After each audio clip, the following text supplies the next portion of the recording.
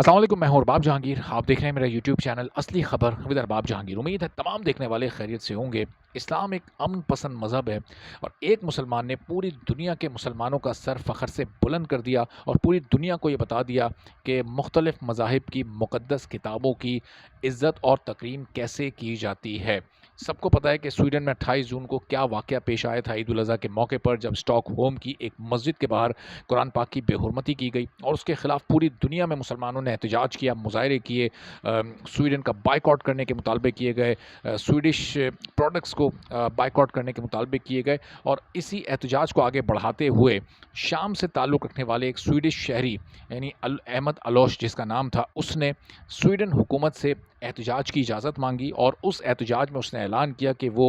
तौरेत और इंजील को नज़र आतिश करेगा। यानी कुरान पाक को जिस तरह से नज़र आतिश करने का एक मज़मूम अमल 28 जून को किया गया था, उसके जवाब में वो तौरेत और इंजील को नज़र आतिश करेगा और इसराइली सिफारत खाने के बाहर ही एहतजाज करेगा। अब स्वीडन के जो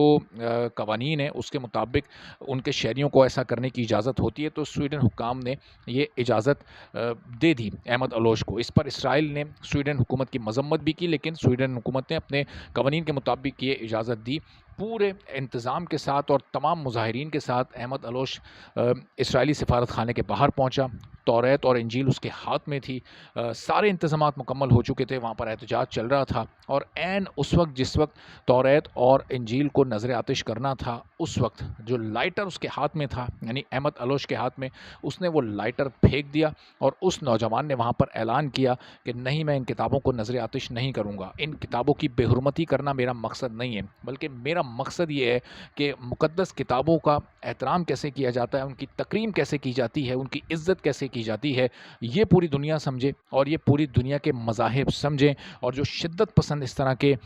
अमाल में मुलव्वस होते हैं, उनको भी ये समझने की ज़रूरत है। उसने कहा कि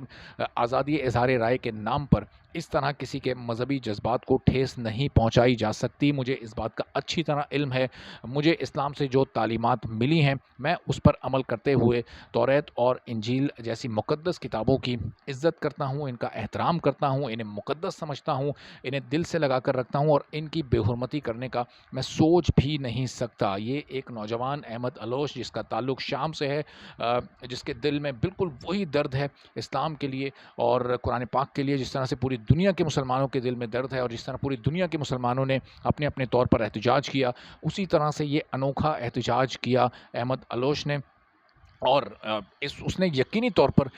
उन तमाम लोगों को उन अपनी आंखों में शर्मिंदा कर दिया जो कि इस्लामोफोबिया का शिकार हैं, जो कि इस्लाम के ख़िलाफ़ और मुसलमानों के ख़िलाफ़ दिलों में बुग़्ज़ रखते हैं, नफ़रत रखते हैं और बेजान नफ़रत रखते हैं। इस्लाम किस तरह से अमन पसंदी का पैगाम देता है, किस तरह से मोहब्बत का पैगाम देता है, किस तरह से भाईचारे का पैगाम देता है, ये अहमद अलोश ने पूरी दुनिया के सामने दिखा दिया है। इसराइली सफारत खाने के बाहर जहाँ बहुत ही भारी तादाद में पुलिस मौजूद थी, सिक्योरिटी मौजूद थी कि कहीं कोई हालात ख़राब ना हो जाए, लेकिन मकसद अहमद अलोश का नेक था। मकसद उसका सिर्फ इतना था कि पूरी दुनिया की आंखें खुलें, ख़ास तौर पर उन लोगों की आंखें खुलें जो कि इस्लाम के लिए दिलों में नफ़रत लेकर बैठे हुए हैं और बड़ी बड़ी सल्तनतों को और बड़ी बड़ी रियासतों को इस वक्त हिला कर रख दिया अहमद अलोश के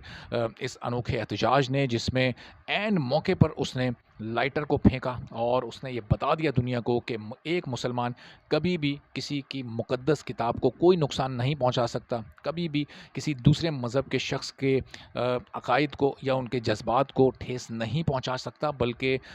इस्लाम जोड़ने का मज़हब है, इस्लाम तो प्यार करने का मज़हब है और भाईचारे का मज़हब है। और बहुत ही मौसर और बेहतरीन तरीके से अहमद अलोश ने वो काम कर दिया जो कि बड़ी बड़ी हुकूमतें नहीं कर सकी हैं, जो कि बड़े बड़े मुस्लिम ममालिक नहीं कर सके।